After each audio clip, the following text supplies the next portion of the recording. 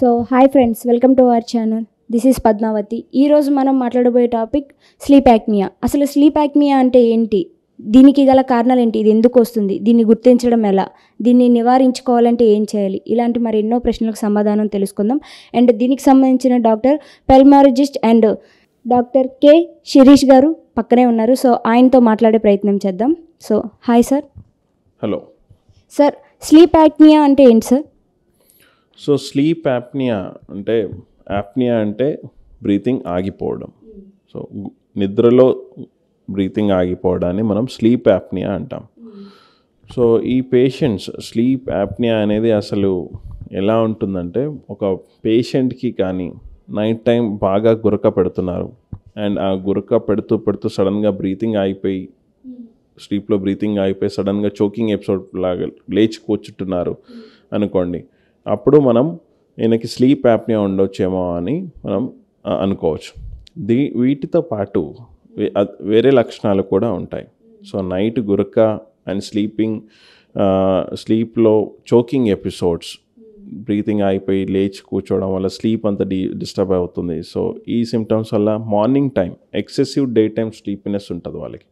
అంటే మార్నింగ్ టైంలో ఐడియల్గా ఉన్నాను అనుకోండి, టీవీ చూస్తూ పడుకుంటారు. కొంతమంది అయితే డ్రైవింగ్ చేస్తూ డోజ్ ఆఫ్ అయిపోతారు. సో ఇలాంటి లక్షణాలు ఉండి గురక ఉన్నట్టయితే excessive day time sleepiness, snoring and BP, అంటే బాగా రెసిస్టెంట్ బీపీ, మందులు వాడుతున్న బీపీ కంట్రోల్కి రాకపోవడం, ఇలాంటి లక్షణాలు ఉన్నట్టయితే మనం స్లీప్ యాప్నియా ఉన్నట్టు మనం సస్పెక్ట్ చేయొచ్చు. సో దీనికి తీసుకోవాల్సిన జాగ్రత్తలు ఏంటి? So first of all sleep apnea అని ఎట్లా గుర్తించాలో మీకు ఆల్రెడీ చెప్పాను, లక్షణాల గురించి. అండ్ ఇలాంటి లక్షణాలు ఉన్నప్పుడు ఫస్ట్ మీరు డెఫినెట్గా పల్మనాలజిస్ట్ అండ్ స్లీప్ స్పెషలిస్ట్ని అప్రోచ్ అయ్యి స్లీప్ స్టడీ అయితే చేయించుకోవాలి. స్లీప్ స్టడీ చేయించుకున్నట్టయితే మనకి స్లీప్ యాప్నియా ఉందా లేదా తెలుస్తుంది. సో దానికి రిలేటెడ్ ట్రీట్మెంట్ అనేది సివియారిటీని బట్టి ఉంటుంది. సో ఆ ట్రీట్మెంట్ తీసుకున్నట్టయితే దీన్ని మనం క్యూర్ చేయవచ్చు. అండ్ ఇది ఎవరికి ఎఫెక్టివ్ చూపిస్తుంది, అంటే లైక్ లేడీస్ ఆర్ మెన్స్ ఎవరికైనా ఎఫెక్టివ్ చూపిస్తుంది, అంటే ఎక్కువగా ఇది ఎవరిలో ఎక్కువగా వస్తూ ఉంటుంది? పేషెంట్ ఏజ్ గ్రూప్ చాలా ఇంపార్టెంట్. మీరు అన్నట్టుగా ఒక పేషెంట్ ఫీమేల్స్ అండ్ మేల్స్ ఈక్వల్గా ఎఫెక్ట్ అవ్వచ్చు. కాకపోతే ఎవరికైతే బిఎంఐ ఎక్కువ ఉంటుందో, అంటే వాళ్ళు కావాల్సిన, అంటే ఐడియల్ వెయిట్ కంటే ఎక్కువ వెయిట్ ఉంటారు, అంటే ఒబేసిటీ ఉన్న వాళ్ళలో ఈ ఓఎస్ఏ వచ్చే ఛాన్సెస్ ఎక్కువగా ఉంటుంది. అండ్ సో ఎందుకు వీళ్ళకి ఎక్కువ ఉంటుందంటే, మనం ఆల్రెడీ డిస్కస్ చేసినట్టు అయితే స్లీప్ యాప్నియా ఎందుకు వస్తుంది, మనకి పడుకున్నప్పుడు మన నెక్ చుట్టూ ఉండే మజిల్స్, మన ఎయిర్వే, అప్పర్ ఎయిర్వేని మంచిగా ఓపెన్ ఉంచలేకపోతున్నాయి పడుకున్నప్పుడు. నార్మల్ పర్సన్కి అప్పర్ ఎయిర్వే ఓపెన్ ఉంటుంది, ఎక్కువ బరువు లేరు, ఒబేసిటీ లేదు. సో ఒబేసిటీ లేని కారణంగా వాళ్ళ ఎయిర్వే అనేది మంచిగా ఓపెన్గా ఉంటుంది, కొలాప్స్ అవ్వదు, వాళ్ళకి స్నోరింగ్ రాదు, స్లీప్ యాప్నియా లేదు. అదే స్లీప్ యాప్నియా పేషెంట్ చూసుకున్నట్టయితే వాళ్ళ షార్ట్ నెక్ ఉండడం వల్లనో, లేదా వాళ్ళ ఎయిర్వే చుట్టూ ఉన్న మజిల్స్ లూజ్గా ఉండడం వలన, వాళ్ళకి అండ్ చుట్టూ ఉన్న ఫ్యాట్ ఎక్కువ ఉండడం వలన ఏమవుతుందంటే ఈ అప్పర్ ఎయిర్వే కాంప్రమైజ్ అయిపోతుంది. సో పడుకున్నప్పుడు ఏంటంటే మన బాడీలో మజిల్స్ అన్నీ రిలాక్స్ అయిపోతాయి. అప్పుడు అప్పర్ ఎయిర్వే మజిల్స్ కూడా ఆల్రెడీ మార్నింగ్ టైం కొంచెం ఓపెన్గా యాక్టివ్ ఉన్నప్పుడు ఓపెన్గా పెట్టడానికి ట్రై చేస్తుంది. పడుకున్నప్పుడు మజిల్స్ రిలాక్స్ అయిపోయినప్పుడు ఏంటంటే ఇట్లా క్లోజ్ అయిపోతుంది అప్పర్ ఎయిర్. సో అప్పుడు చిన్న ట్యూబ్ నుంచి గాలి తీసుకుంటున్నారు ఆయన, అప్పుడు గురక వచ్చేస్తుంది, సౌండ్. సో మన రెసిస్టెన్స్ నుంచి బాగా గాలి పీలుస్తున్నాం కాబట్టి సౌండ్ వస్తుంది. అండ్ అది కొంచెం చోక్ అయిపోయి క్లోజ్ అయిపోయింది అనుకోండి, గాలి ఆడినట్టుగా ఇది లేచి కూర్చుంటారు. సో ఒబేసిటీ ఉన్నవాళ్ళు, వీళ్ళకి స్లీప్ యాప్నియా వచ్చే అవకాశం ఎక్కువ. సో ఇలాంటి వాళ్ళకి నిద్రలో ఏమైనా సమస్యలు వస్తాయా, అంటే లైక్ ఊపిరి ఆడకపోవడమేనా, లేకపోతే ఇంకా వేరేనా సమస్యలు ఏమైనా ఉంటాయా సార్? ఎస్, చాలా ఇంపార్టెంట్ ఆస్పెక్ట్.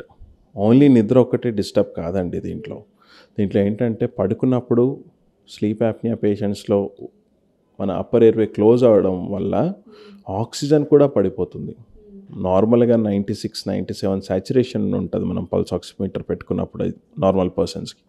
అదే స్లీప్ యాప్నియా పేషెంట్స్కి మీరు చూసినట్టయితే వాళ్ళకి స్లీప్ యాప్నియా ఆ ఎపిసోడ్ వచ్చినప్పుడు మీరు పల్స్ ఆక్సిమీటర్ చూసినట్టయితే అప్పర్ ఎయిర్వే క్లోజ్ అవ్వడం వల్ల ఆక్సిజన్ ఆల్మోస్ట్ 70s 80sకి కూడా పడిపోతుంది. అండ్ వాళ్ళు సడన్గా లేచి కూర్చున్నప్పుడు మళ్ళీ పికప్ అవుతుంది. సో ఈ డీఆక్సిజనేషన్ అంటే ఆక్సిజన్ పడిపోవడం మళ్ళీ పెరగడం, పడిపోవడం పెరగడం అనే సైకిల్ రిపీట్ అవుతూ ఉంటుంది ఆయనకి. సో దీనివల్ల ఇన్ఫ్లమేటరీ క్యాస్కేడ్ అనేది డెవలప్ అవుతుంది బాడీలో.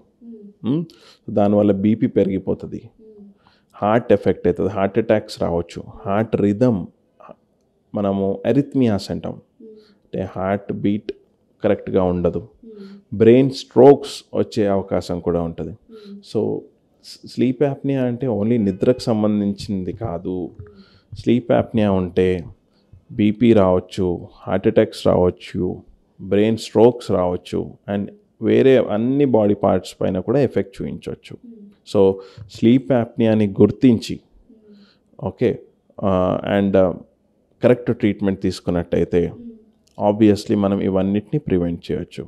కాకపోతే మనకి చాలా కామన్గా వచ్చే ఇబ్బంది ఏంటంటే పేషెంట్కి తెలియదు ఆయన గురకబెడుతున్నట్టు. అంటే చోకింగ్ ఎపిసోడ్స్ వల్ల లేచి కూర్చోవడం తెలుస్తుంది, కానీ ఎక్సెసివ్గా గురక పెడుతూ సడన్గా బ్రీతింగ్ కూడా తగ్గిపోతుంది అనేది ఆయనకి తెలియదు. బెడ్ పార్ట్నర్ హస్బెండ్కి ఉంటే వైఫ్ అయితే అబ్జర్వ్ చేసి చెప్తుంది. సో బెడ్ పార్ట్నర్కి ఒకవేళ ఎక్సెసివ్ స్నోరింగ్ అండ్ నిద్రలో వాళ్ళకి సడన్గా గాలి ఆగిపోవడం అన్నట్టు వీళ్ళు అబ్జర్వ్ చేసినట్టయితే డెఫినెట్లీ బెడ్ పార్ట్నర్ అనేది ఇది గుర్తించి పల్మనాలజిస్ట్ అండ్ స్లీప్ స్పెషలిస్ట్ దగ్గర తీసుకెళ్ళి స్లీప్ స్టడీ చేయించినట్టయితే మనం చాలా వరకు కాంప్లికేషన్స్ని మనం తగ్గించుకోవచ్చు. అండ్ ఒకవేళ ఈ వ్యాధి ప్రెగ్నెంట్ లేడీస్ కనుక ఉంటే పుట్టబోయే పిల్లలకి ఏమైనా ఎఫెక్ట్ చూపిస్తుందా సార్ ఇది? జనరల్గా అట్లా సడన్గా ప్రెగ్నెన్సీలో ఏం స్టార్ట్ అవ్వదు వ్యాధి. ఆల్రెడీ వ్యాధి ఉన్నట్టయితే మనం sleep apnea related treatments continue చేసుకోవాలి. అండ్ ఆబ్వియస్లీ అది నేను చెప్పినట్టు ఈ కాంప్లికేషన్సే వీళ్ళకు కూడా ఉండొచ్చు. సో మనం ఒకవేళ ఒక పేషెంట్కి స్లీప్ యాప్నియా డిటెక్ట్ అయింది, సో వాళ్ళు ప్రెగ్నెంట్ అవుతున్నారంటే సేమ్ ట్రీట్మెంట్ అనేది కంటిన్యూ చేసుకోవాలి, లేకపోతే వాళ్ళకు కూడా కాంప్లికేషన్స్ వచ్చే ఛాన్సెస్ అయితే ఉంటాయి. మరి ఒకవేళ ఈ ట్రీట్మెంట్ యూస్ చేయడం వల్ల మరి ప్రెగ్నెంట్కి సంబంధించిన ఆ ట్రీట్మెంట్ ఈ ట్రీట్మెంట్ సో రెండు ఒకటేసారి యూస్ చేయడం వల్ల బాడీ మీద ఏమైనా ఎఫెక్ట్ పడచ్చా సార్? ఏముండదమ్మా. స్లీప్ యాప్నియా రిలేటెడ్ ట్రీట్మెంట్ వచ్చేసి most of the times corner stone treatment వచ్చేసి CPAP థెరపీ. అంటే జస్ట్ ఒక మాస్క్ ఉంటుంది, దాని నుంచి ప్రెషర్తో గాలి వస్తుంది మన ఎయిర్వేని ఓపెన్ ఉంచడానికి. So CPAP therapy it can be used. మనం దాంతో ఎఫెక్ట్ ఏమీ ఉండదు, వేరే ట్రీట్మెంట్స్ కూడా కంటిన్యూ చేసుకోవచ్చు. సో మరి ఈ వ్యాధికి సంబంధించిన ఫుడ్ కానీ లేకుంటే ఇలాంటివి ఏమైనా ఉంటాయా సార్? అంటే పర్టికులర్గా ఇది తీసుకోవాలి అంటూ? నేను చెప్పినట్టుగా ఇది స్లీప్ యాప్నియా ఒబేస్ ఉన్న వాళ్ళలో ఎక్కువగా వస్తుంది. సో మోస్ట్ ఇంపార్టెంట్ థింగ్ వచ్చేసి weight loss. So weight loss అయితే ఈ స్లీప్ యాప్నియా యొక్క సివియారిటీని చాలా వరకు తగ్గించుకోవచ్చు మనం.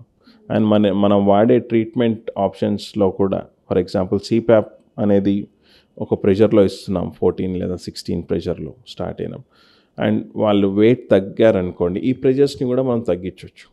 సో వెయిట్ లాస్ అనేది చాలా main important thing. Second thing, ఒకవేళ డయాగ్నోస్ అయినట్టయితే CPAP therapy, positive airway pressure therapy అని ఉంటుంది, అది కంపల్సరీ డైలీ నైట్ పెట్టుకోవాలి. అండ్ దీనితో పాటు వాళ్ళు తీసుకోవాల్సిన జాగ్రత్తలు ఏంటంటే వాళ్ళు హార్ట్ చెకప్స్ చేయించుకోవాలి రెగ్యులర్గా, వాళ్ళ హార్ట్ రిథమ్ ఎట్లుందో చూసుకోవాలి, అండ్ అదర్ రిలేటెడ్ మెడికేషన్స్ కూడా కంటిన్యూ చేయాలి. సో దీనికి సంబంధించిన ట్రీట్మెంట్ ఏం తీసుకోవాలి most ఆఫ్గా?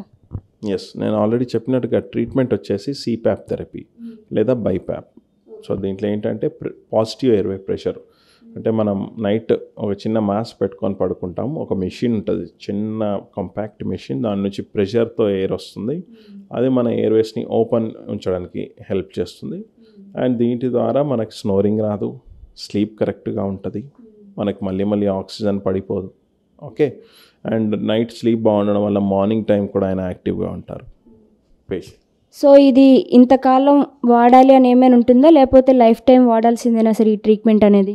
Most of the times చాలా ఇయర్స్ వాడాల్సి వస్తుంది. ఒకసారి స్లీప్ యాప్నియా డయాగ్నోస్ అయినట్టయితే అట్లీస్ట్ ఒక 2 to 3 years అయినా వాడాల్సి ఉంటుంది. అండ్ మేబీ చాలామందికి అది లైఫ్ లాంగ్ కూడా అవసరం పడవచ్చు. కాకపోతే రివర్సబుల్ ఫ్యాక్టర్స్ లైక్ మంచిగా వెయిట్ చాలా వరకు రెడ్యూస్ అయిపోయింది, ఒబేసిటీ తగ్గిపోయింది, విత్ ఇన్ ద రేంజే ఉంది, అండ్ తనకి సిపాప్ ఒకరోజు పెట్టుకోకుండా కూడా ఆయనకి బాగానే యాక్టివ్గా ఉంటున్నారు, పెద్దగా డిస్టర్బెన్సెస్ లేవన్నప్పుడు మళ్ళీ స్లీప్ స్టడీ చేసి బాగానే ఉంది, ఇష్యూస్ ఏం లేవనుకున్నప్పుడు మనం స్టాప్ చేయొచ్చు. కాకపోతే most of the times 99% of the times వాళ్ళకి చాలా ఇయర్స్ వాడాల్సి ఉంటుంది. ఒకవేళ తగ్గింది అనుకొని మానేసిన తర్వాత అది మళ్ళీ వస్తుంది, బాడీ మీద ఎటువంటి ఎఫెక్ట్ చూపించవచ్చు? ఆబ్వియస్లీ మళ్ళీ స్లీప్ యాప్నియా అంటే మళ్ళీ నేను చెప్పినట్టుగా ఈ కాంప్లికేషన్స్ అన్నీ ఉండొచ్చు. సో స్లీప్ యాప్నియా ఉన్నట్టయితే కంపల్సరీ వాడాల్సిందే సిపాప్ థెరపీ కానీ అదర్ రిలేటెడ్ మెడిసిన్స్ అన్నీ. సో దీనికి ఒక కంప్లీట్ క్యూర్ అయితే ఉందా సార్, దీనికి సంబంధించిన దానికి ట్రీట్మెంట్? అదే అమ్మ, first of all complete cure అనే దానికంటే స్లీప్ యాప్నియా పేషెంట్స్ ఒక్కొక్కరు ఒక్కొక్క టైప్ అనమాట. అందరినీ ఒకే అంబ్రెలా కింద స్లీప్ యాప్నియా కింద పెట్టలేము.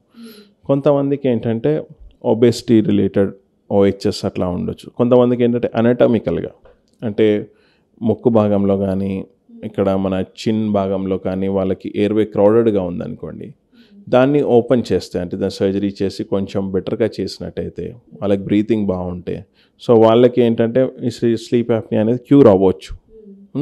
సో జనరల్గా it all depends on type of patient and sleep apnea రావడానికి కారణం ఏంటి. ఈ కారణం ఒకవేళ అనటమీ బాగానే ఉంది, ఓన్లీ స్లీప్ యాప్నియా ఉంది అంటే వాళ్ళకి పర్మనెంట్ క్యూర్ అన్నట్టు ఏముండదు, ఓన్లీ సిపాప్ థెరపీయే ఉంటుంది.